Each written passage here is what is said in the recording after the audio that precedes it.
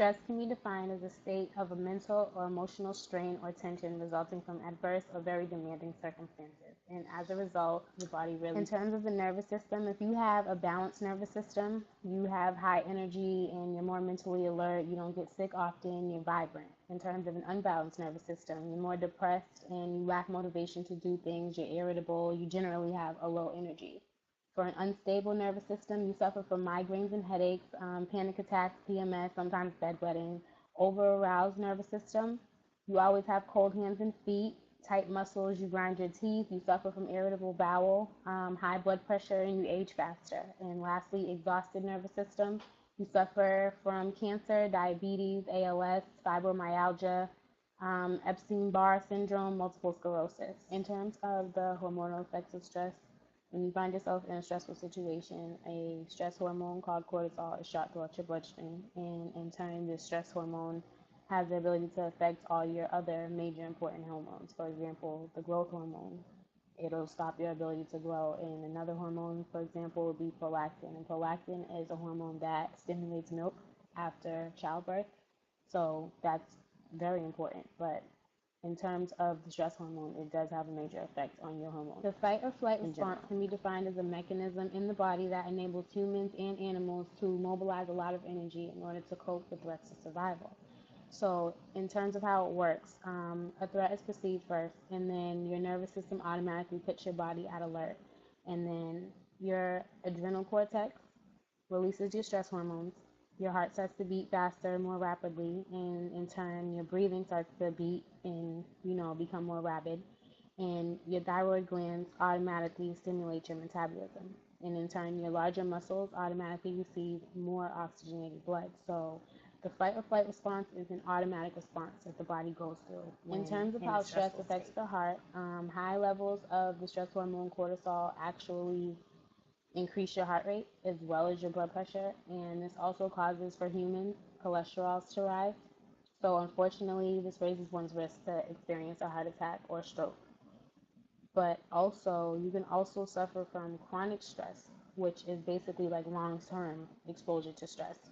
And chronic stress actually disrupts nearly every system. My definition of optimism would be to have positive beliefs, and my definition of self-efficacy is your belief that you can succeed in specific situations. For example, if you're going through a challenging time, just believing that you can get through it. For example, myself going through College for America, having a job now compared to where I was before I got through a stressful situation.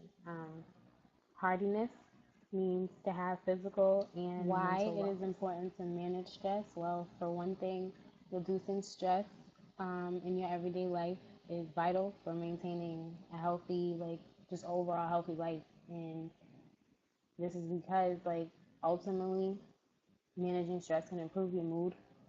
It can boost your immune system. It can promote a longer life. And it just ultimately allows you to be more productive. But in terms of health problems that could come along with not managing stress, that involves increased anxiety, depression, drug or alcohol abuse, binge or comfort eating, irritable bowel syndrome, constant upset stomach. All those things can come out of not managing stress. So it's just important that you do try to manage your stress in some type of way. The 4 A's of managing stress are avoid, alter, adapt, or accept. Avoid would be unnecessary stress. Avoid unnecessary stress. For example, people, places, things, anything that's just unnecessary that causes stress in your life. Alter, alter your situation. Figure out how to change a stressful situation, aka the stressor. Adapt, adapt to the stressor. If you can't alter the stressor, then change yourself or your expectations or your attitude. And lastly, accept. Accept the things that you cannot change.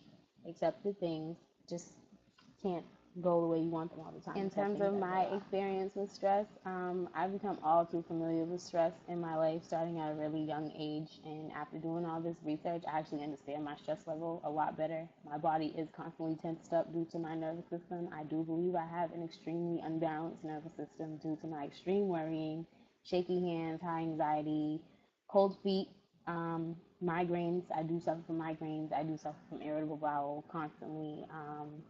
I'm always depressed and crying often. My mind's always racing as soon as I wake up. I really have a tough time sleeping through the night. I grind my teeth in my sleep, and I have an extreme poor expression of my emotions. Like, I can't talk about something sad without crying over it, or get mad without crying over it.